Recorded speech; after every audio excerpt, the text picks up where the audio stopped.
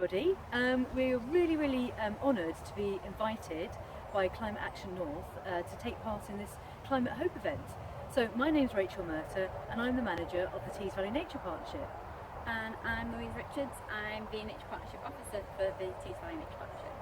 So Louise and I worked together and we thought it would be really fun if we actually had a conversation because, as you can tell, we're from two different generations, and we thought it would be quite good to take a bit of an intergenerational perspective on our take on what's happening in nature and why it gives us some hope for the future. So, well, first of all, Louise, you did a marine biology degree, didn't you? Yes, I did. So I started out in marine biology and then I went into more terrestrial conservation. So I started with salt marshes when I did my marine biology degree, and then went to terrestrial marshes with the Cumbria Wildlife Trust, and I've ended up over here at the Tees Valley Nature Partnership. Oh, that's quite a diverse journey, isn't it? But that's great. I mean, having a career in nature conservation does give you that diversity, doesn't it? I mean, it's a real privilege actually to work in this, isn't it? Don't you feel? Oh, absolutely. And I know both of us have done a lot of volunteering work, and we've worked all over the place. And it's fantastic to be engaged in the natural world in different ways, isn't it? Yeah, absolutely. You do get that connection with nature, I think, when you're working with it a lot of the time that you wouldn't get if you're just walking through a park. You know, it's when you're actually working with nature and seeing the improvements that you're putting in place, you get that real connected feeling. Yeah, exactly. And of course you work with a lot of volunteers and a lot of groups as well, so you'll be able to see that in other people too. Yeah, absolutely. I know through our grant system you see the work before and after it's done, and you really see the improvement that they've put into their area and the improvement in nature that it provides, and it's just really great to see that happen. Yeah, and I guess nature is a real focus for communities to come together. It's like a neutral space, isn't it, that you can improve and you can have a passion for, can't you? Yeah, absolutely. And I think a lot of the groups really get a sense as well. They see other people enjoying the space and using it, but they also see it has for the nature that uses it. So, you know, pollinators, when they grow wildflower meadows, you see the pollinators using the parks. When they see animals using areas, it's just a real nice sense that you're giving back to nature. Yeah. And that's so important, isn't it? That feeling of giving back and building that relationship with nature as well. I mean, that's something that I've really come to realise in the last couple of years about the importance of building a relationship with nature. And I guess we all know that instinctively, don't we? I mean, certainly we know about it because we work out in nature. But what's really encouraging is that there's lots of research going into this area at the moment, isn't there? There's Natural England, and they did a 10-year study into access to nature, and they came up with some really interesting statistics about who accesses nature, where and when, who are the people who are less engaged in nature, the effect that it has in their lives. One thing that I think that came out of their survey that I found really interesting was people that showed more of activity in nature. They got involved in the groups that you're talking about. They're more likely then to take positive environmental action, aren't they, for nature? If they're getting involved with a group that does it as well. Yeah, I think it's that connectedness. As you can see the benefits that nature has, you can see why it's important to protect it, preserve it, and also its importance for other things like the climate and the environment. If we have a healthy natural ecosystem, it'll help with all the other things like carbon sinks and sequestration. Yeah, and we're learning a lot more about that now, aren't we? So I don't know when you were at university, but certainly when I was so many years ago, we were aware of the biodiversity crisis and we were aware of the climate crisis. This is just in the run-up to the Rio Earth Summit in 1992. But they were seen as sort of two separate issues. Like all the climate scientists were all physicists and climatologists and things like that, and thinking about techno-fixes. And then there was all the ecologists and the green people thinking about biodiversity. They were separate issues addressed by separate people. But it seems like in the last couple of years they're increasingly being talked about as one and the same thing, aren't they? Yeah, absolutely. Because I think a lot of people are saying that not only does climate have an adverse effect on lots of natural systems and habitats and species, but also it's very linked, and both there's the adverse effect, but they can be positively linked, and if we work together on those things rather than separately, we can have a positive impact on both. Yeah, it's that win-win thing, isn't it? Absolutely. And you came up with a really great example about seagrass, didn't you? Yeah, so seagrass worldwide makes up 0.1% of the marine habitats, but it sequesters 10% of carbon worldwide. So when you think about that and that massive impact that such a small amount of habitat has, if we expanded seagrass across the world, even around our coast in the UK, we could obviously a massive carbon sink created. And it's also, again, there's that carbon side, but then it's also a good impact on flooding and flood risk, because it's a really good way of protecting the coasts through seagrass. Salt marshes, those sort of systems are really good at protecting from storm surges. And then again, for the habitats, you've got a lot of fish nurseries that live within seagrass habitats. So it's that win-win for lots of different things, and not just climate, not just nature, all of it combined. And also, you can plant these seagrass beds underneath wind turbines, can't you? Yeah. I mean, that's a win-win-win-win-win, isn't it? That's fantastic. And of course, there's real scope in the Tees estuary to sort of recover some of this habitat as well, and really contribute to our carbon sequestration efforts, isn't it? Yeah, absolutely. Yeah, if you've got wind turbines and nothing in between, then why not make a habitat of that space that's also sequestering carbon? And there's so many ways, isn't there, that we're realising about this interconnectivity. So not just between the climate and nature, but within the climate and nature as well. So we're learning about other habitats. It's not just about trees, is it? It's also seeing the value in other habitats, like peat, obviously, we're learning about as well. And that's really come up to the news, because I only found out today that the government had committed several years ago to stop peat in compost by 2020.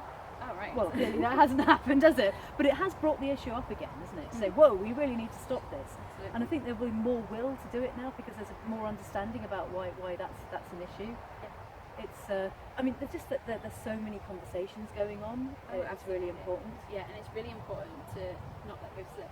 And once those conversations have been had, to progress from them, and not, allow those things to stagnate until we realise that, 5 years ago we were meant to stop peat in compost. Yeah, exactly. Yeah. But we do seem to be making. I mean, the fact that we've got these jobs in this area, working for nature. I mean, we do a huge amount of communication, don't we, in the work that we do? Oh, absolutely. And that's really, really important as well, both at grassroots levels and with the communities, and also with big organisations, councils.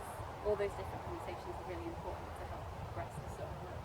And of course, that national conversation took place during COVID, didn't it? And that's why the whole Build Back Better, Build Back Greener came out on the back of that, because people were forced to stay in quite a localised area. They got a really intimate appreciation of the nature on their doorstep. And like never before, it's been much clearer about the health and well-being benefits of nature to our mental and emotional well-being as well, isn't it? Yeah, absolutely. And I think it's really important as well that we recognise that these sort of things depend on the area you live in and depend on circumstances. There's a real issue that was highlighted with the pandemic of accessibility to nature. So some people could only access communal areas near them, which were closed off during COVID. And if your local natural space is closed off and you live in a small area and you're really struggling already, having that taken away is also going to really badly impact your own mental and physical well-being. Yeah, exactly.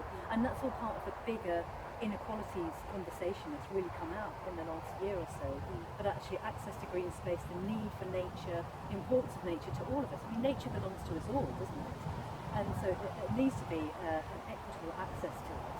And of course, we take so much of it for granted, but it's not free exactly, but you don't have to pay a really expensive gym membership, do you, to come out for a walk in nature.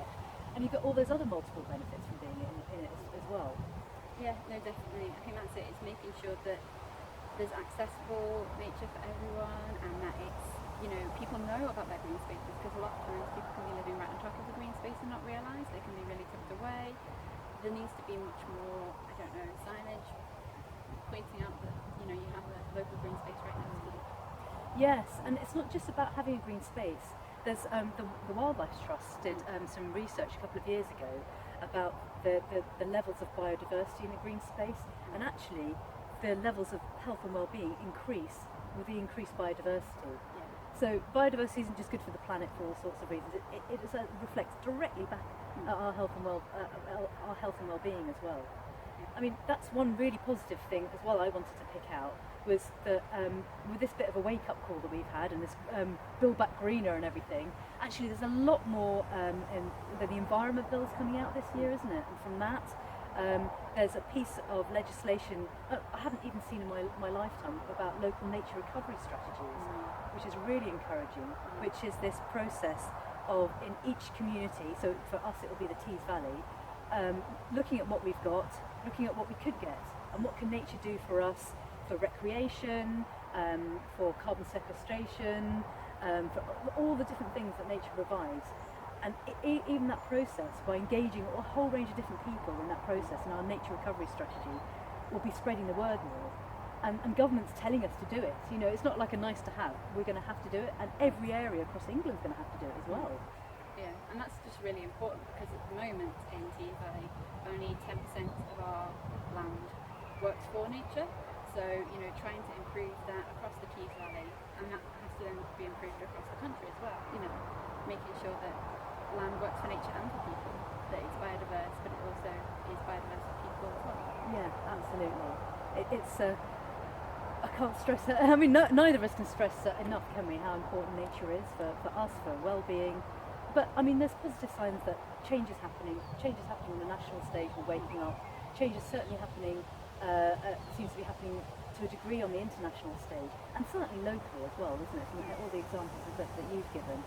So, I mean, I've been working in this sector for nearly 30 years, believe it or not, and I'm more hopeful than I have been for quite a long time. I mean, even though we're being given these very tight timescales, you know, crises looming, we're starting to pull our socks up more, aren't we?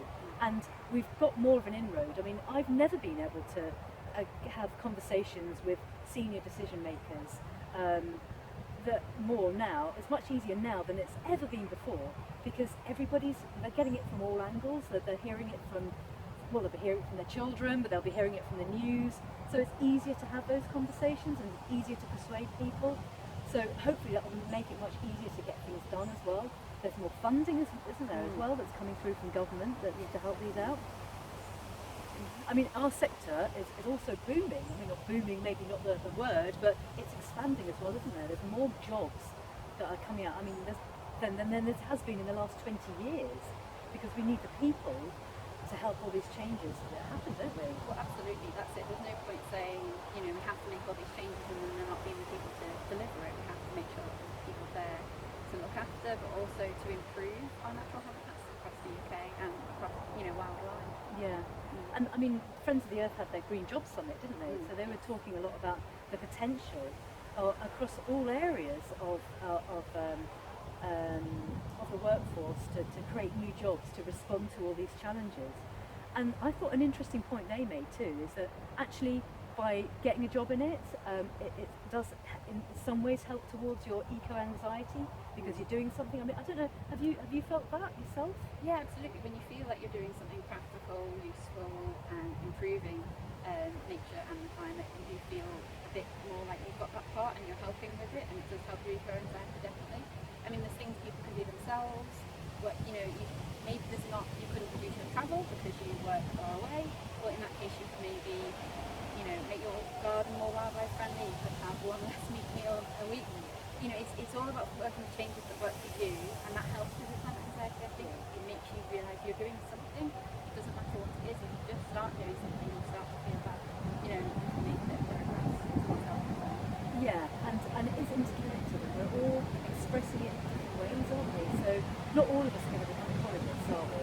Not all of us are going to, you know, and end up managing nature partnerships. But some of us might go into art, or some of us might go into environmental engineering, or some people might be inspired to open a gardening club. I mean, all fantastic volunteers that I mean, they might not have a paid job, but they're using their time to do something really, really positive. Yeah, and you can really see the effect it has both on the habitats they work on and on themselves, and that's really important. They again feel they're part of the community, they're part of helping nature, and I think it is really, if you can do it, it's a really positive thing. Yeah, and I guess that ties into the last thing that I wanted to say is about building this relationship with nature. That you know, rather than being scared of it and all the changes that are happening, we need to build this relationship back with nature, a much more intimate relationship. And actually lots of evidence is showing, especially from the University of Derby has done something about nature connectedness, that actually what we need to do is build greater empathy with the natural world and bridge that gap, and we're more likely then to deal with our climate anxiety but just generally feel better as well.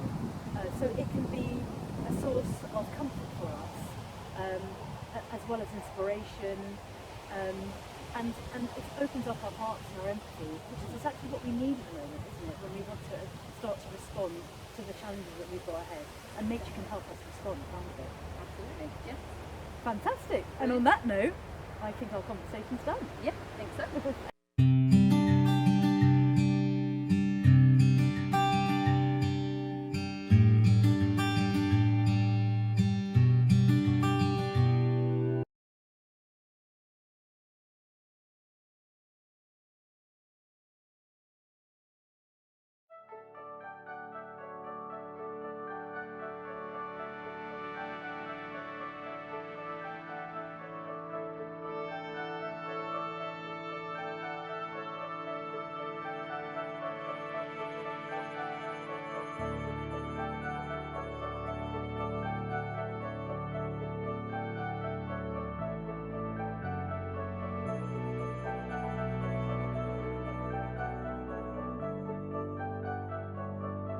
We need to start using more solar and wind electricity, renewable electricity. I would like to plant more trees, help the environment, and try and stop this from happening. Our futures, it will be affected by how, like, if we don't act now, we might not have a future. There will be big changes for everyone, and there would be more chance of hope.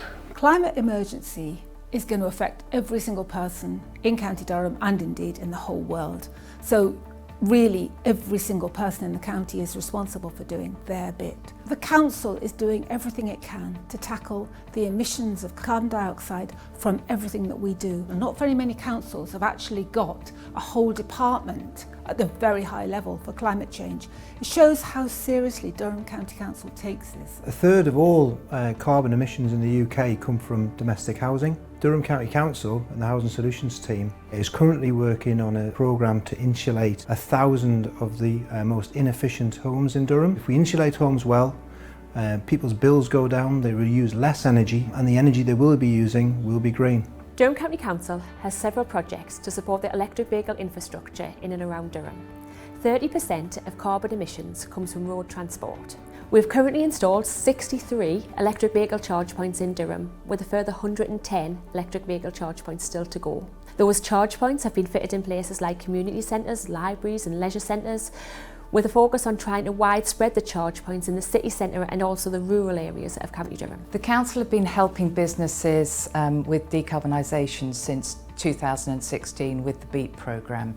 The BEEP programme, which stands for Business Energy Efficiency Programme, is run by the Low Carbon Economy team, and we work with SMEs across County Durham to help them identify energy efficiencies for their buildings. Since the year 2000, the County Council has planted over 2,000 hectares of woodland, and this is over 1 million trees. This 2,000 hectares of woodland will have the ability to capture over 800,000 tonnes of carbon by the time they reach 50 years old. We're about to start a 5-year programme of managing these woodlands, and managing the existing woodlands will make them more resilient to climate change. The Tanfield Solar Farm was completed in January 2020 and generates around 225,000 kilowatt hours of electricity every year. The solar farm was designed specifically to meet the needs of our offices in Tanfield.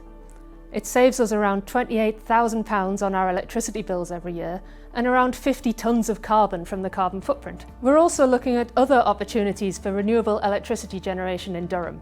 For example, we already have an Archimedes screw turbine on the River Wear right in the city. Our hydro turbine was completed in 2015. And each year it generates around 500,000 kilowatt hours of green electricity. The Morrison Bus Depot project will allow us to go towards decarbonisation of the depot. It includes a 3.5 megawatt solar farm. As well as that, we're carrying out thermal insulation upgrades to our office buildings. We will also be installing an electric vehicle charging infrastructure right the way through the depot, which will supply our new electric fleet, including refuse wagons, pickups, cars, and other plant and equipment. Schools nationally account for 15% of the carbon emissions from the public estate, which is very significant. And in County Durham, it's actually 39% of the council's emissions come from schools, so they're a really important sector for us in the authority. This year in 2021 we are running a schools international climate conference where we're working with over 130 schools from Durham and around the world to investigate climate change and to learn from one another. It's crucial that we work with our young people so that they fully understand the opportunities but also the potential impacts of climate change going forward, and that's something that we're dedicated to and committed to from Durham County Council. As a school we really enjoy getting involved with climate change projects and the children really get on board. We've recently received our Green Flag Award, which is to reward, acknowledge and celebrate our ecological achievements. Long term as a school, we'd like to make better use of sustainable energy. We already took part in a No Electricity Day and looked at how we can help with our energy consumption. Durham County Council declared a climate emergency in 2019. And since then we've been working really hard to make sure that we can hit the targets that we need to hit to make not only our council but also the county as a whole carbon neutral.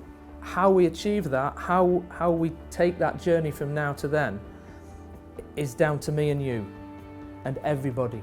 Collectively we can make sure that we don't only fix the problems of climate change but we address issues of ecology and injustice and all of the other things as well that we all really want to see achieved. It's just up to everybody to work together to change for a happy and safer future.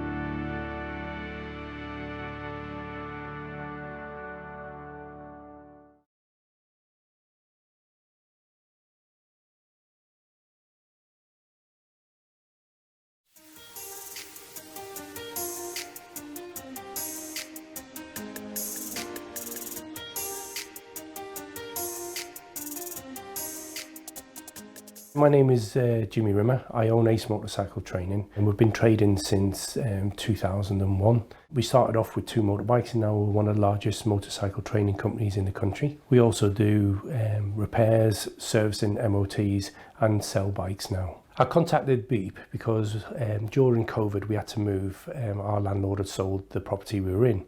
So we come to this property here and it had no heating, electricity or anything.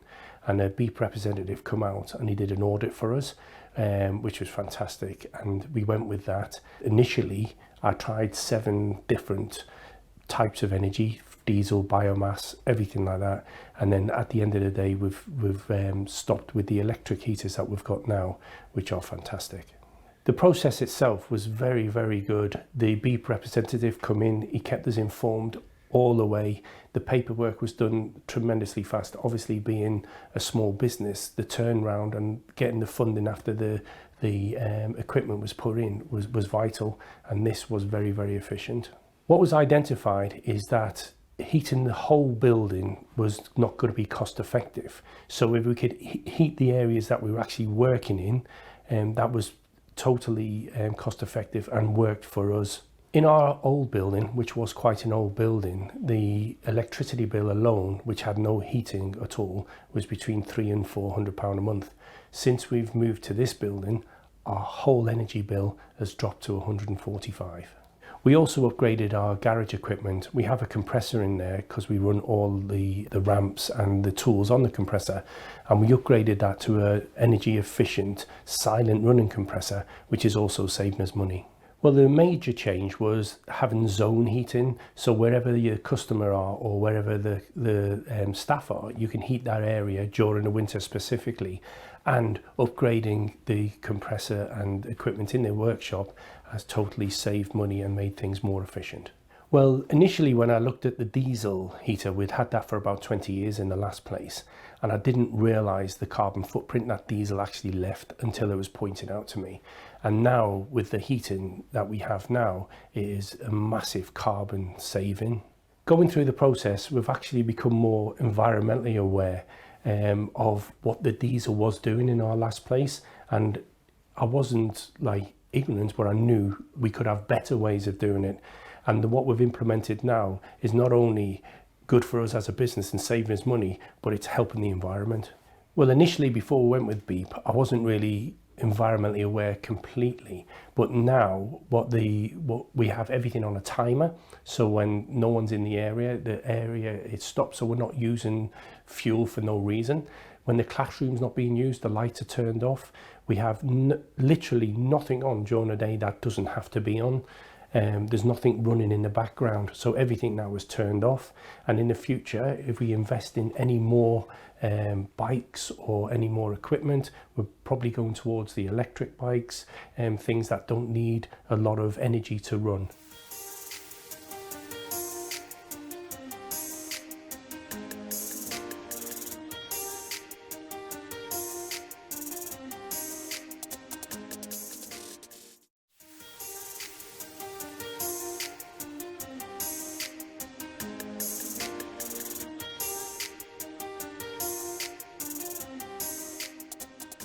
I'm Trevor Upson. I've been here 38 years as a member, serving in all sorts of capacities. The club was formed in 1906, so we passed our centenary, which is a fantastic achievement. And with that, we are trying to provide now and upgrade all of our facilities, energy-wise, efficiency-wise, sustainability-wise. I received a phone call when I was a secretary here from Durham County Council asking for, very informal, would we be interested in listening to initiatives to do with business efficiency, energy savings, and of course the answer to that is thank you very much, yes please. And from that formed the relationship with Beep. It was wonderful to have, frankly, somebody at the end of a phone for a little bit of advice. Were we going down the right road? What could they do to support us in every way? And that support was always there. Following a very impassioned committee meeting, we wanted to decide our 1, 2, 3, 4 order of what we would like to do for the golf club, and it was very quickly a unanimous decision that what we had to do was actually dismiss our old aging gas guzzling buggies in favour of electric. Beep were very supportive as to what was out there, how we could go about replacing our aging fleet, and we now have, we're very proud to have, a complete fleet of 12 all-electric buggies which are really self-generating in terms of income for ourselves. They are fantastic machines. People realise with it being electric that they are actually helping efficiency, energy, the whole thing, and that's given us great encouragement to go forward with other projects. We were given ideas that we hadn't thought of. And one of those that we wanted to do in this golf club, we had over 650 old halogen light bulbs, which really were very, very expensive to run. Again, with advice, a little bit more product information, a bit more delving into what we could do, we were able to completely replace all of the halogen bulbs. They've all gone now. And we've got bright LEDs. The light is even, it's more clear. The treasurer's delighted because the energy bills have gone down. Again, that's another saving that we have had, so we are putting little bits of money aside from that, which is now allowing it to go on to other things. So really from that has generated really a wonderful program that we are on here, from bringing in the initiatives that we have within such a short space of time, really led us to listen and again look at solar panels, which is something that came as a bit of a shock to us because we didn't think we could do it. We were given advice, hints as to where to go to get more advice, recommendations, etc. So we're very proud to see now that we've got a number of solar panels on the roof. We are hooked up to the system now. We hope within a year's time, depending on how funds come, and we keep on progressing the way we are, to reach our maximum number of solar panels for the size of the clubhouse that we have. And that's all thanks to an initial conversation over a cup of coffee. We want to change to electric greens machine and plant equipment for on the golf course, because that is our biggest expense every year, is the maintenance, the running of our grass cutters, everything. And we want to be one of the first golf clubs to move to green technology, sustainability for the future. That is what we would like to do to achieve as Beamish Park. That's what we're after.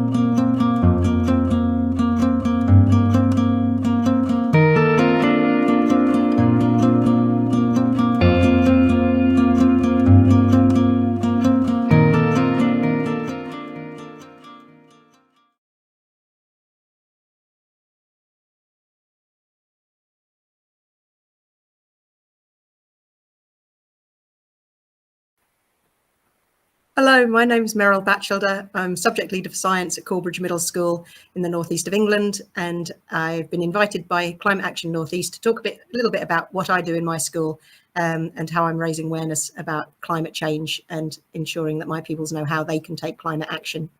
So it's a bit of a long story, so I'm going to show you a few slides just to help us get through it, otherwise you're just looking at my face.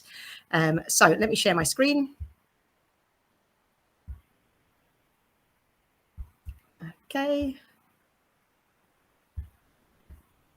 And present. Okay, so I'm going to call this From Classroom to COP, because really I am just a classroom teacher.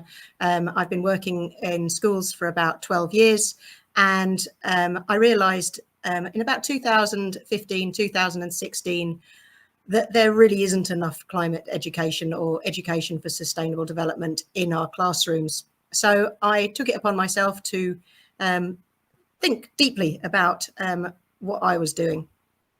Because as we know, schools are very much divided into silos. Even in primary level, you tend to have lots of focus on English and maths, and then the others are sort of glued on. And in secondary, you have separate subject silos with very little cross-curricular work. And that's not what life is like. Life is much messier than that. And to try and solve some of the world's problems, you know, we need systems thinking, we need critical thinking, and I wasn't seeing it in the national curriculum for England.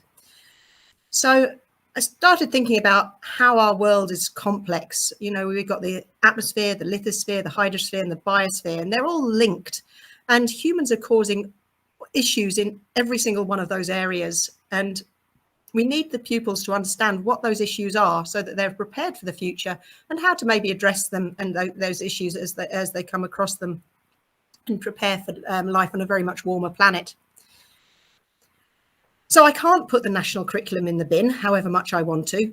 And Department of Education have taken a very long time to admit that we need to get more education for sustainable development into our classrooms. And there's been recent developments in COP that I'll talk about later. As a teacher in a state school, I'm duty bound to work through the national curriculum. So I have to deliver what's there. So how can I change that?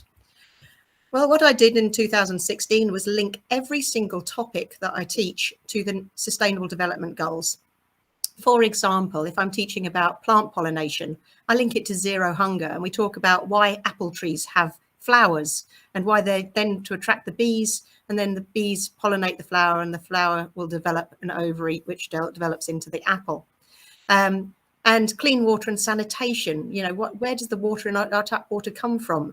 You know, how can we clean dirty water? You know, so we link it into the goals. Every single lesson almost is linked to one of the goals, and they make learning relevant and engaging.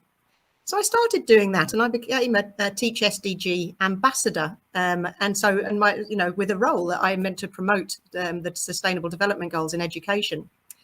And then I formed a network, partly through Twitter, partly through just being slightly outspoken, partly through the contacts I already had. We started school gardening. We became a finalist for the school national campaign in school gardening in 2019. I've worked with Connecting Classrooms and led a teacher exchange, 6 teachers going off to Addis Ababa and 6 teachers from Addis Ababa coming over to England to make sure our pupils understand that they're global citizens. I've got grants from the Royal Society to work on environmental education and climate change.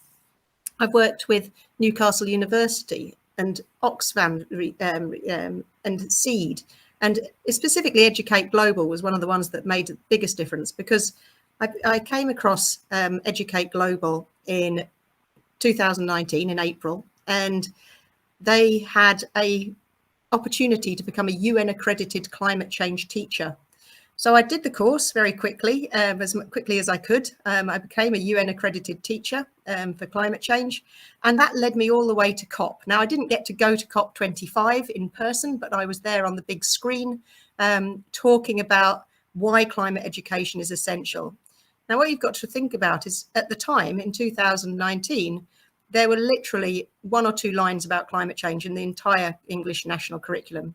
Government was saying it was all fine because kids are learning about weather and climate patterns, but they weren't talking about, you know, industrial caused and human caused climate change. So, you know, we started, myself and Educate Global started trying to raise awareness of that. So a real opportunity to talk at COP. So what happened then? Well, from there, we just had a bit of a snowball event. We've had so many opportunities to enrich the pupils' lives at Corbridge Middle School, from working on a project on citizen science with Newcastle University involving virtual reality and using drones for testing water, getting kids out there doing citizen science. We planted 100 trees, including a new apple orchard. We've had visitors, we've had TV crews, we've had all sorts of things going on in school, and the kids love it. The feedback that they give to their parents, then the parents' feedback to me and the head teacher, they want to learn. 80% of children want to learn a lot more about the environment in recent surveys. But 70% of teachers don't feel prepared to teach about climate change. So we've got a definite disparity there between what kids want and what they're getting. I'm so outspoken that I was even approached by The Guardian to talk, to do an article, an opinion piece about greening the curriculum. If you search my name and search The Guardian, you can easily find it. Again, it then snowballed because more people were getting in touch with me. More people want the information that I've got, which is nothing of training. I've not actually really, except for that Educate Global course, had no formal training in this. It just, my background is, I have a PhD in environmental science from decades ago. I wasn't really using it, but we're getting to the point where the climate crisis is so severe. We really need to act, and we need to act fast. So the latest developments from the Department of Education, Nadir Zahawi, Secretary of State, recently announced last week at COP. This is after years of hundreds of teachers pressing him. There is going to be a consultation to be undertaken in a report in April 2022 to add more on climate change and biodiversity loss to the science curriculum. Now, we really want it to be a thread throughout the curriculum. So that was disappointing that it's just in science, really, and maybe a bit in geography. To make school estates net zero. Well, if we look at Hexham, they just put in a whole new build, which is not net zero at all. And that was just built last year. So they're still talking about future developments. They're not, and retrofitting now schools such as the Queen Elizabeth High School, which is a real shame because that was a missed opportunity. And to have an award system for environmental work in schools. Well, we've had eco schools and things for years. And even Educate Global has a bronze, silver and gold award system now. And one other statement they made, which went under the radar for many people, was that they still think that we should be punishing pupils and their parents if days are missed for school strikes. And that's harsh. That really is harsh. You know, Nadir Zahawi himself has made millions, or at least million plus, in fossil fuels over the last 2 to 3 years. He's burnt the kids' future, and now he's saying you can't even protest. So a little bit disappointing by that. Obviously, as a school teacher, I need to respect it. But what I say on a Climate Action Northeast little video can be obviously hushed. So what do I think that we're missing opportunities by? You know, DFE have been dragging their feet for years. Now, schools are perfectly placed. All small communities almost have a school, even if it's a primary school or a first school. And they should be centres for sustainability. We should be teaching, learning and teaching, not just for pupils, but to cast that net wider into the wider community, teaching adults about climate change, getting them to think about what their role in society is. And then having community activities, tree planting, allotments, you know, all sorts of different things to try and reduce the whole community carbon footprint. To work with universities and institutions for citizen science collaboration. Let's count the bees. Let's see if we can promote bee populations to increase by planting meadow flowers. Promoting buildings to be zero carbon, carbon neutral. So not just the school buildings, but the ones in the wider community as well. To protect people's health and well-being, just even by being involved in the community, can really help health and well-being for individuals. So thinking about healthy lifestyles. Working together for food and gardening and biodiversity, and sharing local transport. These are the things that schools can be, and it'll be a shame if the consultation document from DFE don't really meet all of those. So where did it take me? Well, I actually did go to COP. I did get into the green zone in COP, but my place felt like it was on the streets. I marched next to Extinction Rebellion from the Northeast and the Samba Band. We rang the climate alarm with my brother and my brother-in-law and my sister-in-law and my husband. That felt like the right place to be. Indigenous communities were in that march. Old people, young people, black people, white people, every single walk of society. That was the inclusive COP that's missing out in the blue and green official zones. You know, I think people want this. People want change. People are ready to march in the streets and take time out to do it. The difference between COP 2019, that was COP 25, and COP 26 in 2021, 150,000 people almost on the streets. Young people having their voices heard. So I think there is hope. I think there is way forward that we can keep pushing the politicians, calling out sleaze, getting them not just to talk the talk, but walk the walk, living a lower carbon lifestyle, being happy with it. We have a riot. My husband and I, we live on we got a small holding. We have, ground source heat pump and solar PV cells. We've got an electric car. But we're some of the happiest, funnest people you know. So it's not about international travel and paying your pension necessarily. It's about living a life that's true to yourself. And really, that's my daughter calling in, and really just enjoying it, but making sure that you're a responsible citizen. So there's me in COP. I sneaked in one way or t'other to talk to some young people. And it was good to see them. They felt positive that they were being listened to. I really hope they are. There's an opportunity at COP26 to actually change where we're going. And otherwise, the protest marches on the streets will be much bigger next time if there's not the action that we've been promised. So what next for me? Carrying on doing what I'm doing. I'm going to continue raising the alarm about, oops, I'm just ending my slideshow. There we go. Let me come back to you over here. There we go. So I'm going to continue raising the alarm about climate awareness and climate breakdown. I talk to everybody I can, hence the opportunity to do this meant I was just immediate yes. And I hope that I haven't, I hope you've enjoyed my little talk. If anybody wants any further information, just, you'll probably find me, just search my name. I'm quite vocal.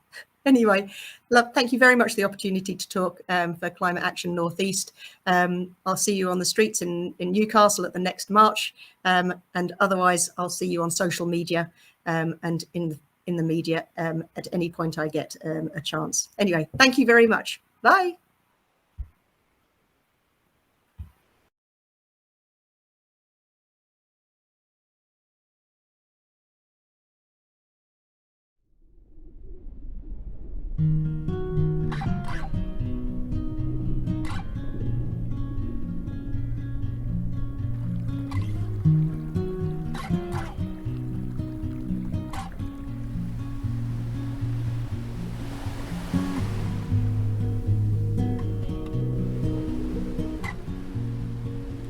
Britain's coastline is not only beautiful, it is vital for wintering birds to rest and feed up over the harshest months.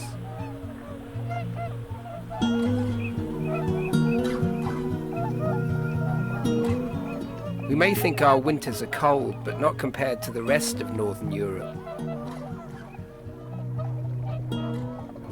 We welcome hundreds of thousands of wetland birds to our shores every year.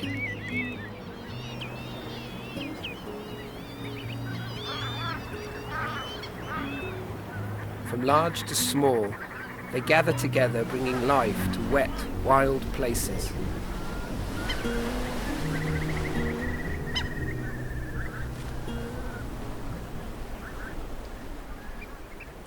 And among them is Europe's largest wading bird, the curlew.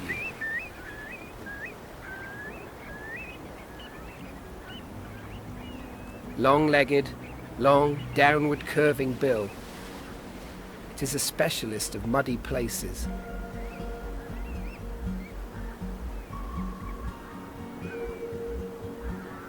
can get to parts other birds can't reach. The tip of its bill is exquisitely sensitive. It can find food deep beneath its feet.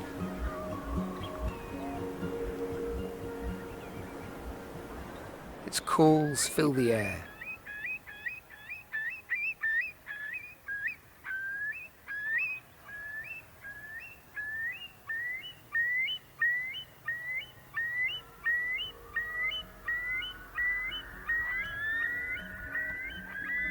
And inland from the coast, the coastal fields and marshes are also rich in feeding opportunities.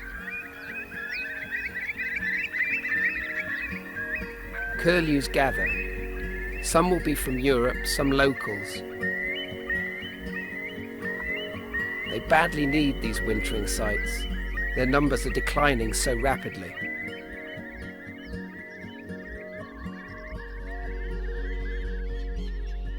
Britain has lost half of its population in just 20 years. Right across Europe, these wild songsters are disappearing.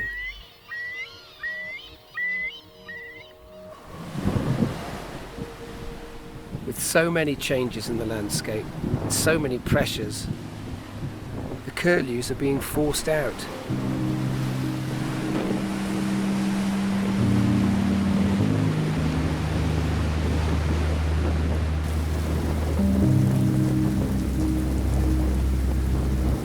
Once a safe haven, our coastlines are changing. Year on year, the problems are building and intensifying.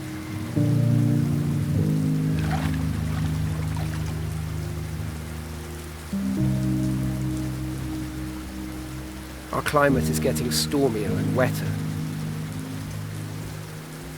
making a hard season even harder.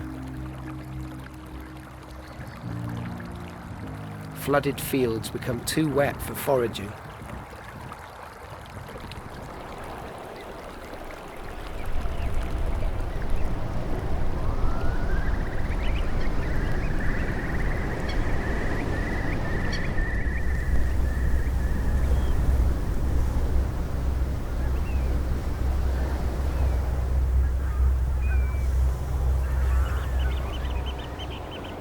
It is often a struggle for wild creatures to find their space.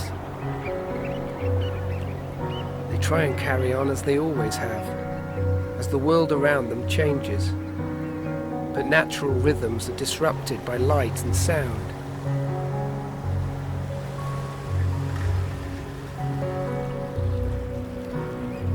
Wide open coastal spaces are always in high demand, and the pressure of development is ever increasing.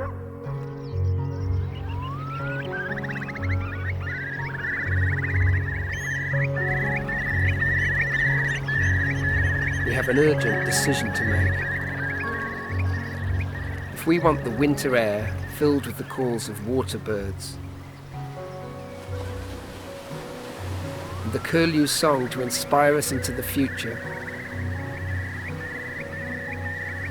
we have to protect and cherish the rich coastlines of Britain.